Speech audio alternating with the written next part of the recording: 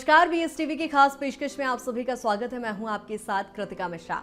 स्वयं सिद्धा के इस एपिसोड में आज बात करेंगे उस महिला अफसर की जो खाकी वर्दी, चेहरे पर रौब लिए, तेज तर्रार दिखने वाली, लेकिन दिल में ढेर सारी ममता समेटे हुए चुनौतीपूर्ण काम वो कर रही हैं। मध्य प्रदेश की महिला आईपीएस अफसर रुचिवर्धन मिश्रा आज हमारे साथ मौजूद हैं। उन्हीं से जानेंगे उनके जीवन के कुछ अनछुए पहलू। और पहला सवाल चूंकि ये कि आईपीएस अफसर आप बनी हैं और एक चैलेंजिंग जॉब आपने एक्सेप्ट किया है बचपन से, चूंकि आपने सोचा था कि कुछ अलग करना है, जुनूनी करना है, लेकिन पुलिसिंग ही क्यों? ये बड़ा इंटरेस्टिंग क्वेश्चन है क्योंकि मेरे एम में था कि मुझे यूपीएससी करना है, यानी यूपीएससी के एग्ज़ाम दे करके आईएएस में सेलेक्ट होना है। मेरे ग्रैंडफादर जो थे वो आईएएस ऑफिसर थे और फैमिली में और भी हमारे अंकल आईएएस ऑफिसर थे। बट देन हुआ ये कि जब मैंने इसकी प्रिपरेशन स्टार्ट की और जब वो मोड़ आया कि मुझे सर्विसेज सिलेक्शन करना है, तो मैंने बड़ी गहराई से इस पे सोचा कि एक्चुअली मैं आगे करना क्या चाहती हूँ। तो मैंने आईएएस के बाद में आईपीएस अपना एक सेकंड ऑप्शन इसमें चॉइस में दिया। और बेसिकली कारण ये था कि मुझे इंटरेस्ट था कि मैं फील्ड में जॉब करूँ, अपॉर्चुनिटीज़ जहाँ हम लोगों से इंटरेक्ट करते हैं उनके लिए हम कुछ सब्सटेंशियल कर पाते हैं। तो उसके तहत मैंने आईएएस, आईपीएस और फिर उसके बाद जो अदर ऑप्शंस है सर्विसेज के वो सिलेक्ट किए थे। तो कहीं ना कहीं इसमें मैं मेडिटेशन मैंने उस समय स्टार्ट किया था, हार्टफुलनेस मेडिटेशन, और उसमें हम हार्ट बेस्ड हृदय को केंद्रित करके हम उस पर ध्यान करते हैं। उससे क्या होता है, धीरे धीरे ये स्पष्टता आने लगती है कि एक्चुअली हम क्या चाहते हैं, हमारे कोर में जो हमारी कॉलिंग है, कहना चाहिए कि करना क्या चाहते हैं, जीवन में क्या करना चाहते हैं, क्यों करना चाहते हैं। तो जो डिसीजन मेकिंग है वो काफ़ी गहराई से आती है। तो उस समय मुझे समझ में आया कि नहीं, मुझे लोगों से इंटरेक्ट करना अच्छा लगता है, मुझे चुनौतियाँ मुझे पसंद हैं, और इसके तहत ये आईपीएस का सिलेक्शन हुआ। सेकेंड जब मैंने अटैम्प्ट दिया, फर्स्ट अटैम्प्ट में मैं इंटरव्यू तक पहुँची, और जब मैंने अपना द्वितीय प्रयास दिया तो उसमें मेरा सिलेक्शन आईपीएस में ही हुआ। 67th रैंक आई थी और उसमें था कि मोस्ट प्रॉब्ली मुझे आईपीएस ही मिलेगा, कुछ समय बाद सर्विस सिलेक्शन होता है। तो फिर मेरे मन में आ गया था कि मुझे 2 प्रयास देने हैं और अपनी पूरी शिद्दत के साथ में देने हैं। और सेकंड में जब आईपीएस में हुआ तो मुझे ये भी लगा कि एक्चुअली ये वो चैलेंजिंग सर्विस है जो मैं करना चाहती हूँ। तो फिर जो आगे के भी मेरे पास अटेम्प्ट्स थे, बाकी थे, लेकिन फिर मैंने वो नहीं किए। मुझे यही लगा कि भागते नहीं रहना है। और मुझे जब तक प्रिपरेशन के समय तक मुझे समझ में आने लगा कि पुलिसिंग एक ऐसा करियर है जो महिलाओं के लिए चुनौतीपूर्ण हो सकता है, लेकिन महिलाएं उसमें काफ़ी कुछ कंट्रीब्यूट कर सकती हैं। और कहीं एक चीज़ समझ में आई कि पर्सनल लेवल पे एक ये चैलेंज ऑफ़र करता है। तो शायद मुझे ऐसा लगा कि ये कुछ मेरे टेम्परामेंट के हिसाब से होगा, मुझे पसंद आएगा। और मतलब अब आज मैं खुश हूँ इस बात पे कि मुझे कभी अपने इस निर्णय पे पलट करके नहीं देखना पड़ा, पछतावा नहीं हुआ। और जितना भी मेरा एक्सपीरियंस रहा है उसके हिसाब से मुझे लगता है, बल्कि और भी लड़कियों को मैं कहूँगी कि आईपीएस या पुलिस के जॉब्स एक बहुत अच्छा ऑप्शन है, जहाँ आप खुद भी अंदर से स्ट्रेंथन होते हो, आप सोसाइटी को आप बहुत कुछ कंट्रीब्यूट कर सकते हो, और दूसरी स्पेशली लड़कियों को, महिलाओं को आप एक सुरक्षा का वातावरण दे सकते हो।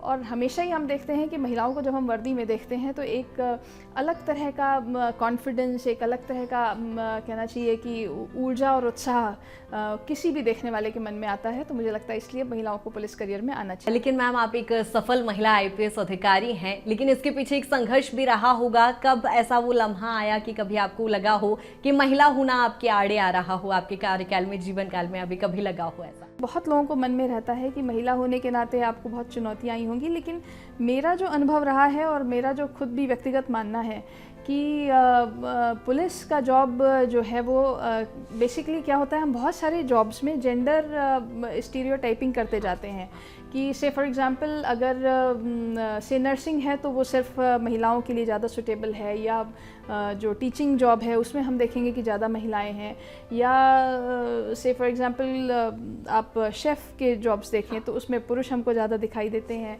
या पायलट है मान लीजिए तो उसमें ज़्यादा दिखाई देते हैं। पर मुझे ऐसा लगता है कि ये कहीं ना कहीं सोसाइटी की एक जेंडर स्टीरियोटाइपिंग होती है कि इस तरह का जॉब इन्हीं लोगों के लिए सूटेबल है। तो मैं इससे वास्ता नहीं रखती। मेरा अपना अनुभव ये कहता है कि महिलाओं के लिए ऐसा नहीं है कि आप ये सोचिए कि पुलिसिंग में बहुत पुलिसिंग बहुत नेचुरल प्लेस नहीं है। कुछ दिक्कतें हैं क्योंकि वो चूँकि महिलाएं पहले कम रही हैं, धीरे धीरे इसमें बढ़ी हैं। तो नेचुरली जो रिसोर्स वाइज या जो इनेबलिंग एनवायरनमेंट होना चाहिए, वो इनेबलिंग एनवायरनमेंट कहीं ना कहीं वो धीरे धीरे बिल्डअप होता है, क्योंकि पहले वो ज़रूरत ही नहीं महसूस होती थी। फॉर एग्जांपल जैसे टॉयलेट्स की हम विमेन टॉयलेट्स की हम बात करें, तो पहले जब महिलाएं थी ही नहीं तो उनकी बात नहीं थी। अब जब हैं तो अगर हम वैसा इनेबलिंग एनवायरनमेंट, जैसे क्रेश की जो उपलब्धता है, या जो ड्यूटी के समय जो उनकी रिक्वायरमेंट्स हैं उसको कैटर करने के लिए फॉर एग्जांपल रेस्ट रूम्स हैं, या उनको हम किस तरह से हम उनकी जैसे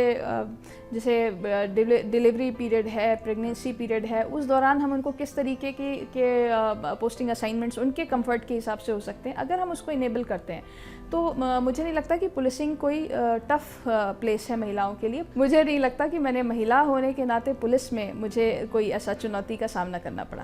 बिल्कुल मैम, लेकिन एक महिला अफसर के साथ माँ भी आप हैं, पत्नी आप हैं, परिवार और प्रोफेशनल लाइफ, पर्सनल लाइफ संतुलन कैसे बैठाना आसान है? ये बड़ा नेचुरली मुझ में आया, मुझे ऐसा लगता है, क्योंकि जैसा मैंने बताया कि मैं एक योग की पद्धति से जुड़ी हुई थी। तो योग जो है वो एक तरीके से हम कहते हैं योगः कर्मसु कौशलम, कि हमारे कर्मों में कुशलता का नाम ही योग है। तो वो कुशलता अपने आप में संतुलन को लेकर के चलती है। तो कहीं ना कहीं ऐसा रहा कि चूँकि मैं स्टूडेंट लाइफ से इससे जुड़ी रही और आगे चल कर के मैं इसमें ट्रेनर भी हूँ, मतलब apart from my professional and family responsibilities, I am serving as a trainer also in this system heartfulness meditation. तो उसमें ये मुझे समझ में आया कि हमें कब क्या करना है। बेसिकली मेडिटेशन आपको ये हेल्प करता है कि कब हमें क्या करना है, किन चीज़ों पे फोकस करना है, कब हमें उस चीज़ से बाहर निकलना है। ये चीज़ें बड़ी सरलता से आने लगती हैं आपके लिए, डिसीजन मेकिंग स्मूथ हो जाती है।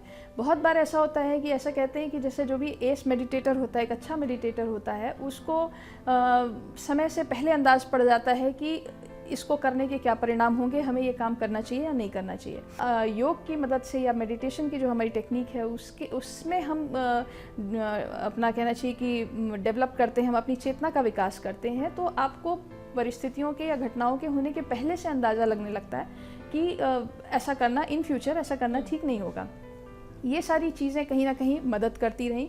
और एक ये जो नेचुरल बैलेंस है कि आप वर्क स्पेस में हो, आपके सामने कोई टास्क है, तो विथ फुल फोकस जो आपकी कॉन्शियसनेस है वो आपको खुद ये कि आपको कितना इसमें इनपुट देना है, इसका आउटपुट क्या होगा, नेक्स्ट आपके सामने रोल आ रहा है, या एक बैलेंस वाली जो कंडीशन है बड़ी नेचुरली वो डेवलप होती जाती है।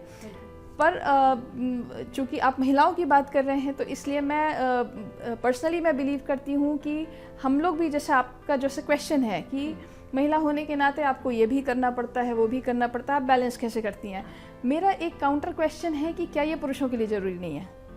मुझे ऐसा लगता है कि फैमिली का बैलेंस देखना या बच्चों की जवाबदारी देखना, ये हम लोग भी कहीं ना कहीं ये मान के रखते हैं कि महिलाओं को ही करना है। तो जब भी महिलाएं वर्क स्पेस में आती हैं तो ये उनके लिए ज़्यादा चैलेंजिंग हो जाता है कि हम वो बैलेंस कैसे बनाएं।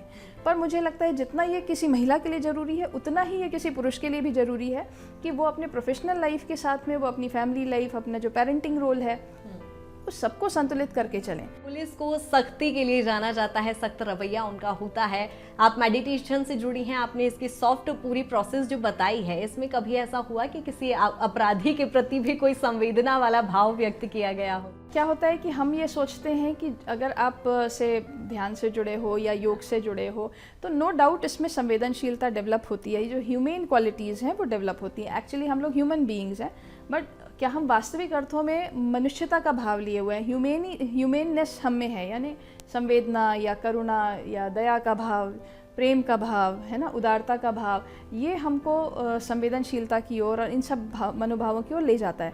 But at the same time I would say कि ये आपको क्लैरिटी ऑफ थॉट की ओर ले जाता है, ये आपको संतोष की ओर ले जाता है, जहाँ आपको लगता है कि अनावश्यक की भागा भागी या जो कहना चाहिए कि अतिरेक है, इच्छाओं का अतिरेक है, उसकी ओर नहीं जाना, जिसके चलते हम करप्शन की ओर जाते हैं, जिसके चलते हम अनड्यू कंपटीशन की ओर जाते हैं। तो कहीं ना कहीं जब आप में ये संतोष का भाव आता है, आप में विचारों की स्पष्टता आती है, तो आपको ये भी समझ में आता है कि जब आपको कोई निर्णय लेना है तो उसको कितने तरीके से लेना है, उसमें स्पष्टता क्या है, और दृढ़ता की बात जो आप करते हैं वो दृढ़ता भी उसी विचारों की स्पष्टता से आती है। तो बहुत बार ठीक है, व्यक्ति आपके सामने है, हो सकता है आपको कठोर निर्णय लेना हो, ज़रूरी नहीं है कि उसके लिए संवेदनहीन हुआ जाए। जो लीगल एस्पेक्ट है आप उसको क्लैरिटी से आप डिसीजन लीजिए, वो निर्णय आपका दृढ़ होगा, लेकिन किसी भी व्यक्तित्व के साथ में, किसी भी मनुष्य के साथ में मनुष्यता हमें क्यों छोड़नी चाहिए। तो संवेदना के साथ ही साथ आप दृढ़ता के साथ आप वो निर्णय ले सकते हैं। और मुझे ऐसा लगता है कि मुझे क्लियर डिसीजंस लेने में, स्ट्रॉन्ग डिसीजंस लेने में मेडिटेशन ने काफ़ी हेल्प किया। बिल्कुल मैम, लेकिन इतनी सॉफ्ट हार्टेड रुचिवर्धन जी, जब चूंकि आपके लिए सुना है कि 2 गैंगरेप के ऐसे बड़े मामले देश में जब हुए तो आपने सख्ती से उस पर सजा दिलवाने के लिए अहम भूमिका निभाई, दर्जन भर लोगों को सजा हुई। चूंकि मामला था कि 13 साल की बच्ची के साथ जब गैंगरेप हुआ तो वो संवेदनशील मामला भी है और एग्रेशन भी उस दौरान आता है, कई सारे भाव मन में आते हैं, लेकिन बतौर महिला अफसर कैसे ये पूरा वाकया रहा, विस्तार से मैं जानना चाहूँगी। मैं ये कहूँगी कि ये संवेदनशीलता होना बहुत ज़रूरी है कि यहाँ बात वही है कि हमें समाज के 2 पहलू दिख रहे हैं। एक पक्ष है जो पीड़ित है, जो न्याय से वंचित है। दूसरा जो हमारे सामने व्यक्ति खड़ा हुआ है वो आरोपी है, जो न्याय के विरुद्ध खड़ा हुआ है। तो यहाँ आपको बहुत क्लियर होना चाहिए कि हमारा जो फोर्स है, हमारे पास में जो कानूनी ताकत है, तो उसमें हमको किसके साथ खड़ा दिखना है, पुलिस को किसके साथ खड़ा होना चाहिए। तो वो संवेदनशीलता विक्टिम के साथ बिल्कुल होनी चाहिए, क्योंकि वो एक ट्रॉमा से गुजरा हुआ है या गुजरी हुई है, और हमें बहुत ही उसको एक हीलिंग कहना चाहिए कि रिस्पॉन्स, उसकी समस्या को देखते हुए उसमें जो भी उसके फॉलोअप्स हैं, लीगल, मेडिकल और सबसे बड़ी चीज़ साइकोलॉजिकल, जो हमको सपोर्ट देना है, तो वहाँ हमको संवेदनशीलता की ज़रूरत है। लेकिन एट द सेम टाइम जो कटघरे में खड़ा हुआ है आरोपी, वो दोबारा ऐसा करने की सोच भी ना पाए, इसके लिए हमें बिल्कुल क्लियर एंड जो कहना चाहिए कि इफ़ेक्टिव, रिज़ल्ट ओरिएंटेड हमको उसके साथ में ट्रीटमेंट देने की ज़रूरत है। और ये जो है वो मुझे लगता है, जो मैं बात कर रही थी कि ये naturally with your experiences, with your clarity of heart, मैं कहूँगी कि अगर आपका हृदय बहुत स्पष्ट है और दृढ़ है इन सब मामलों में, तो आप ये डिसीजंस आसानी से ले पाते हो। मैम, हनी ट्रैप मामला बहुचर्चित मामला, जिसको लेकर आपने पूरा केस लीड किया था, इसे आप कैसे क्रैक कर पाई? ये कुछ ऐसे इवेंट्स इस तरीके से टर्न हुए, हमारे पास एक कंप्लेंट आई और उसको हमने प्रोफेशनली जब हमने उसको वर्कआउट किया तो हमको उसमें 2 महिलाएं उसमें पकड़ में आई, और उसके थ्रू जब हमने फर्दर उसको एक्सप्लोर किया तो एक पूरा गैंग था जो इसके लिए वर्क कर रहा था, और ये काफ़ी सेंसेशनल मामला रहा हुआ है। और हमें खुशी है कि हम इसको प्रॉपर तरीके से हम इसको वर्कआउट कर पाए, और इस तरह के कुछ चीज़ें जो हैं वो समाज में बहुत बार हमको इस तरीके से, आपने देखा होगा कि हनी ट्रैप से रिलेटेड चीज़ें, खबरें जो हैं वो दूसरे भी फील्ड में हमको देखने को मिलती हैं। तो मुझे लगता है कि अगर आपको ये क्लैरिटी है कि इसको हमको इसका लीगल एस्पेक्ट क्या है, इसमें लीगल प्रोविजंस के तहत हमें क्या एक्शन लेना है, तो वो हमको डिसीजन लेना आसान हो जाता है। मैम, चूंकि जिन पदों पर आप रही हैं, जाहिर तौर पर राजनीतिक दबाव भी आप पर होता रहता होगा, किस तरह से आप मैनेज? मैं ये कहूँगी कि दबाव लेने पर है। अगर आप ले रहे हो तो दबाव है, अगर आप नहीं ले रहे हो तो दबाव नहीं है। तो मुझे तो नहीं ध्यान है कि मुझे ऐसा कभी कोई ऐसी उलझन हुई हो कि अनड्यू इन्फ्लुएंस किसी चीज़ में मजबूरी के चलते, मतलब मुझे उस अनड्यू इन्फ्लुएंस की वजह से कोई डिसीजन लेना पड़ा हो। क्योंकि मुझे लगता है लीगल नॉलेज अगर आपको है आपकी फील्ड का, और आपको ये स्पष्टता है कि हमारी सीट से क्या अपेक्षित है, मैं जिस सीट पर हूँ उसमें मुझे क्या निर्णय लेना है, तो कोई भी अनड्यू इन्फ्लुएंस आपको दबाव में तो नहीं डाल सकता। मैम, बढ़ते अपराधों की रोकथाम के लिए यदि हम बात करें तो जनता और पुलिस का तालमेल होना कितना ज़रूरी होता है? बहुत ज़रूरी है, क्योंकि पुलिसिंग के अपने चैलेंजेस हैं। जो जनता है उसके मुकाबले आप पुलिस फोर्स की हमेशा कमी पाएंगे। और सबसे बड़ी बात है कि अपराध कोई एक सिंगल या एक्सक्लूसिव इवेंट नहीं है। अपराध के पीछे एक मानसिकता होती है, एक मनोविज्ञान होता है, उसका एक माहौल होता है। आप देखेंगे कि एरिया वाइज भी क्राइम में वेरिएशंस होते हैं, ट्रेडिशंस या कल्चर्स जो हैं उसके तहत क्राइम में वेरिएशन होते हैं। आप चंबल में जो क्राइम पाएंगे वो आप बुंदेलखंड में नहीं पाएंगे, या आप जैसे नर्मदा बेल्ट में नहीं पाएंगे, आप मालवा में अलग पाएंगे। तो ट्रेडिशन एंड कल्चर भी क्राइम के ट्रेंड को डिफ़ाइन करता है। अब साइबर स्पेस में हम जो टेक्नोलॉजी है उसकी वजह से हम एक पूरा प्लेथोरा ऑफ क्राइम्स हम उसमें पा रहे हैं। महिलाओं के प्रति हमारा जो एटीट्यूड है उसकी वजह से हम एक क्राइम पा रहे हैं। तो ये सब चीज़ें पुलिस के कहना चाहिए कि तय कर लेने से या सिर्फ पुलिस के हस्तक्षेप से नहीं ये हो सकती। हम अपने बच्चों को जैसे हम उनकी अपब्रिंगिंग करते हैं वो बहुत कुछ डिफ़ाइन करता है कि हमारे बच्चे आगे चल करके सोशल नेट के इस साइड होंगे या उस साइड होंगे। तो ये इसमें पूरी सोसाइटी का इन्वॉल्वमेंट, पेरेंट्स का इन्वॉल्वमेंट, हमारे जो आंदोलन है, जो राजनीतिक आंदोलन है, हमारे जो सामाजिक आंदोलन है, उन सब की एक बड़ी भूमिका है। कॉलेजेस की, हमारे यूथ को क्या मिल रहा है कॉलेजेस से, किस तरह का सपोर्ट, उनके लीडर्स कौन हैं, उनको रेफरेंस कहाँ से मिल रहा है, सोशल एनवायरनमेंट में वो क्या चीज़ें पा रहे हैं। तो ये एक कंबाइंड एफर्ट है जिसमें मुझे लगता है कि सभी समाज के सभी वर्गों को इसकी चिंता करनी चाहिए कि हम समाज के लिए कैसा माहौल बना रहे हैं और अपनी अपनी भूमिका में हम कैसे क्राइम कम हो इसके लिए हम कैसे कंट्रीब्यूट कर पा रहे हैं। बिल्कुल मैम, बतौर महिला लेकिन बात करें, महिला अपराध की बात करना बहुत ज़रूरी हो जाता है। जागरूकता को लेकर बात करें या बढ़ते महिला अपराध को लेकर बात करें, आप मौजूदा परिवेश में क्या सोचते हैं? कुछ बदलाव की अभी और भी ज़रूरत है? बहुत ज़रूरत है। मैं ये कहूँगी, सबसे पहले मैं महिलाओं को और बच्चियों को ये कहूँगी कि हमें माइंडसेट पे हमें काम करने की बहुत ज़रूरत है।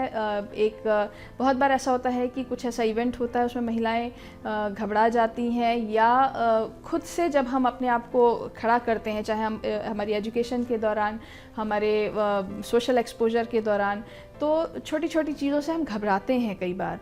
तो मुझे लगता है, या रिपोर्ट करने से डरते हैं। तो मुझे लगता है कि सबसे पहले तो हमें विक्टिम माइंडसेट से बाहर आना चाहिए और खुद के साथ अगर कुछ हो रहा है, कोई किसी प्रकार की समस्या है, तो हमको ये साहस हमको अंदर से लाना चाहिए कि हमें इसको रिपोर्ट करना है, हमें इसे स्वीकार नहीं करना है। और साथ ही साथ जो पब्लिक स्पेसेस हैं उसमें बहुत कुछ इंटरवेंशन किया जा सकता है। गवर्नमेंट्स इसमें बड़ा रोल इसमें प्ले कर सकती हैं। हम किस तरीके से आरोपियों को हम पनिश कर रहे हैं और किस तरीके से हम क्राइम को टैकल करने वालों को रिवॉर्ड कर रहे हैं, जनता के बीच से कैसे हम उनको रिवॉर्ड कर रहे हैं, ये सारी चीज़ें इस पे असर डालेंगी। मैम, लेकिन बात पुलिसिंग की कर रहे हैं तो चूंकि महिला अपराध के लिए जिस तरह से आपने जिक्र किया कि अवेयरनेस बहुत ज़रूरी है और उनका सपोर्ट भी उतना ही ज़रूरी है, कोई ऐसी मुहिम चलाई जा रही है या पुलिस विभाग की ओर से कोई ऐसे नवाचार किए जा रहे हैं जिससे महिला अवेयर हों? अभी जैसे आपने देखा कि रिसेंटली एक जनसंवाद का आयोजन किया गया था जिसमें प्रदेश भर के सभी पुलिस थाने जो है वो समाज के विभिन्न वर्गों के जो प्रबुद्ध जन हैं, जो सोसाइटी के मेंबर्स हैं, उनके साथ में एक ओपन कम्युनिकेशन रखा गया कि जिसमें एक हमको सेफ्टी का एनवायरनमेंट क्या है, सजेशन, सोसाइटी के सजेशंस क्या हैं, उस पर पुलिस कैसे इंटरवीन कर सकती है, डिफरेंट डिपार्टमेंट्स कैसे उसमें इंटरवीन कर सकते हैं। तो जैसे इस तरह की जो पहल है, जो मुहिम है, उससे कहना चाहिए जनता और पुलिस के बीच की दूरी कम होती है। अपने आप में जब ये डिस्टेंस कम होता है तो लोगों को एक सेफ्टी का एक एनवायरनमेंट मिलता है, एक अश्योरेंस मिलता है। तो सिमिलरली महिलाओं के बीच जब हम ऐसे संवाद करते हैं, उनका आत्मरक्षा प्रशिक्षण करते हैं, उनकी स्कूल कॉलेजेस में आप हमेशा देखेंगे कि अवेयरनेस के लिए कैंपेन्स इसमें चलाए जाते हैं। स्पेशली जैसे पॉक्सो है, जो बच्चियों के साथ में अपराध होते हैं, उसके अवेयरनेस के कैंपेन्स होते हैं। तो इस तरीके की तमाम स्कीम्स हमारे पुलिस मुख्यालय के द्वारा भी और शासन के द्वारा भी, जो महिला सशक्तिकरण के जितने प्रोग्राम्स चलाए जा रहे हैं, उसके थ्रू ये एक माहौल बनाया जा रहा है।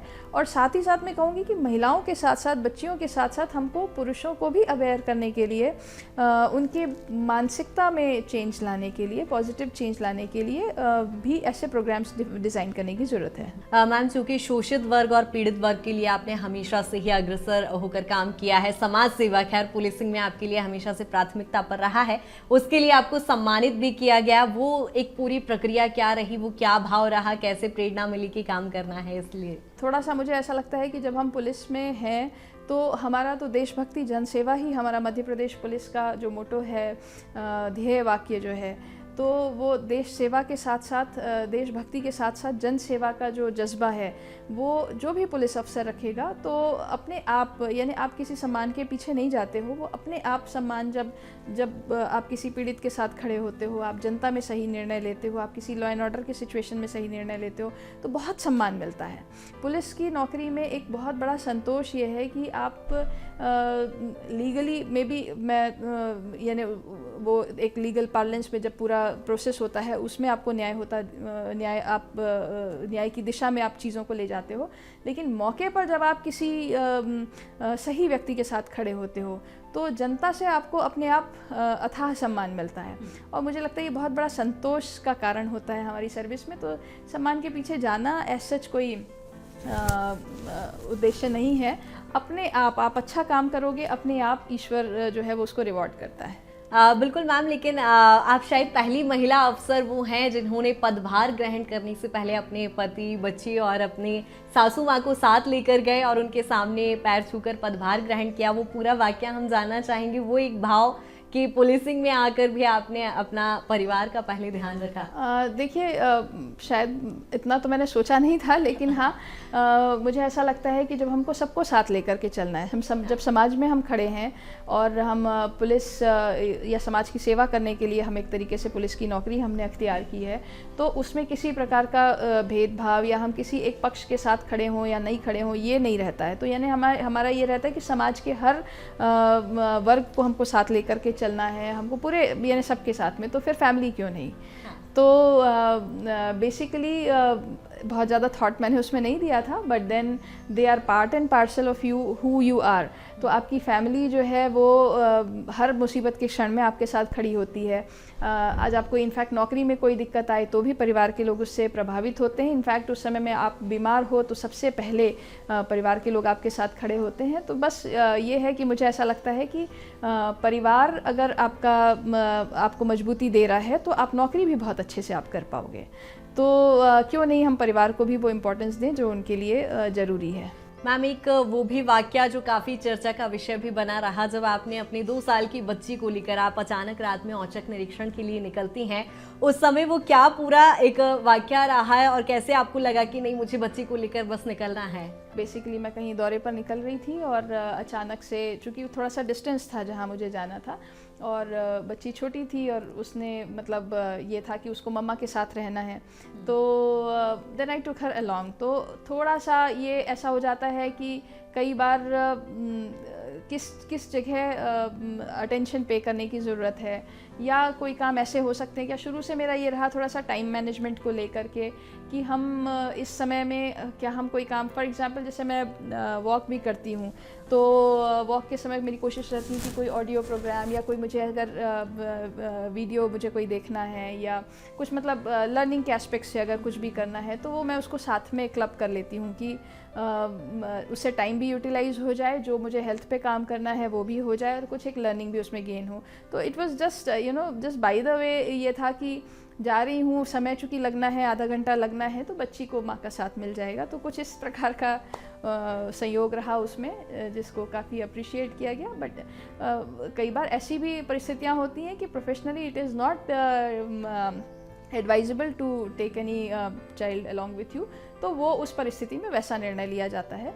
तो ये मतलब मुझे ऐसा लगता है, बहुत बार हम लोग सोचते हैं कि आप कैसे कर रहे हो, पर मुझे लगता है बच्चे part and parcel of their mother होते हैं। मतलब कई बार लोग कहते हैं ये आप कैसे निभाते हैं। मुझे लगता है कि ये आपको निभाने का बोझ, मतलब निभाने का बोध या एक जवाबदारी, एक्स्ट्रा जवाबदारी का बोध आपको तब आता है जब आपको लगे ये मैंने ऊपर से कुछ धारण कर रखा है। से फॉर एग्जांपल अभी मेरा जो वेट है, अगर मुझे 5 किलो एक एक्स्ट्रा कुछ चीज़ कैरी करने के लिए दी जाए तो वो मुझे बहुत भारी लगेगा, पर एक माँ के लिए मुझे लगता है 8-10 किलो का बच्चा भी उसको कभी भारी नहीं लगेगा। बहुत बार ऐसी परिस्थितियाँ होती हैं कि ये चीज़ें ओवरलैपिंग होती हैं, तो आपको उसमें फोकस किस पे है, उसके साथ साथ में आपको दूसरी भी चीज़ों को निभाना पड़ता है।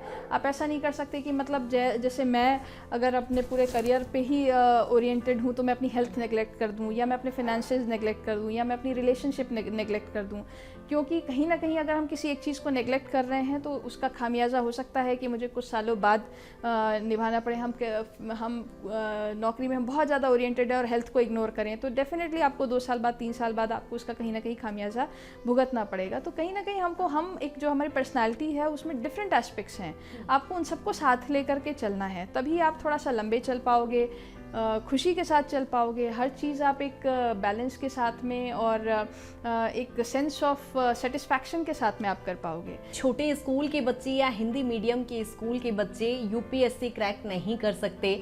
यदि किसी लड़की का खास तौर पर सपना है कि रुचिवर्धन मिश्र जी जैसा बनना है तो क्या तैयारी उसके लिए लगेगी? जो अपना 12th फेल मूवी है उसके बाद में ये क्वेश्चन नहीं बचता है, बट हाँ ये बात सही है कि मैंने भी हिंदी मीडियम से मेरा ग्रेजुएशन किया था जबलपुर से, और उसके बाद मेरा फिर ऑल इंडिया एग्ज़ाम के थ्रू JNU में सिलेक्शन हुआ। वहाँ पर फिर MA और जो UPSC एग्ज़ाम है वो मैंने इंग्लिश मीडियम से किया।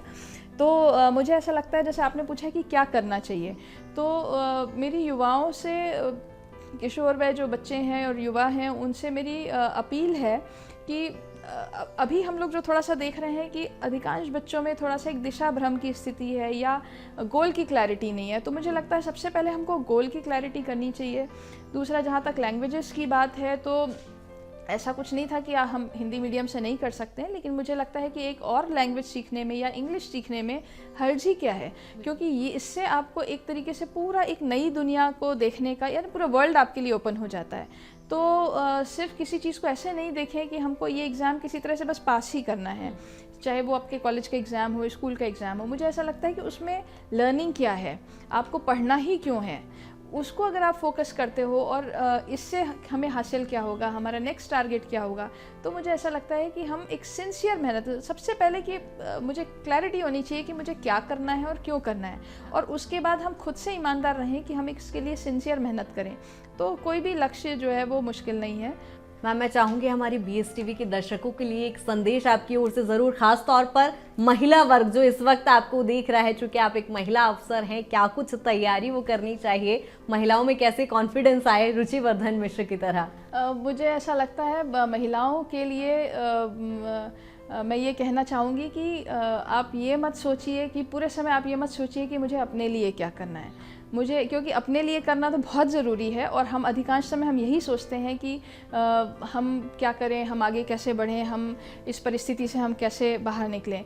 लेकिन उससे भी बढ़कर अगर आप ये सोचने लग जाएंगी कि मुझे अपने समाज के लिए क्या करना है, मुझे दूसरी महिलाओं के लिए क्या करना है, मुझे अपने से जिस भी फील्ड में हम हैं वो हमें उससे, फॉर एग्जांपल आप पुलिस में हैं तो मुझे पुलिसिंग के लिए क्या करना है, तो अगर हम ये रोल हम अपना, मतलब मुझे क्यों मजबूत बनना है, ताकि मैं अपने से बियॉन्ड मैं दूसरों के लिए भी कंट्रीब्यूट कर सकूं।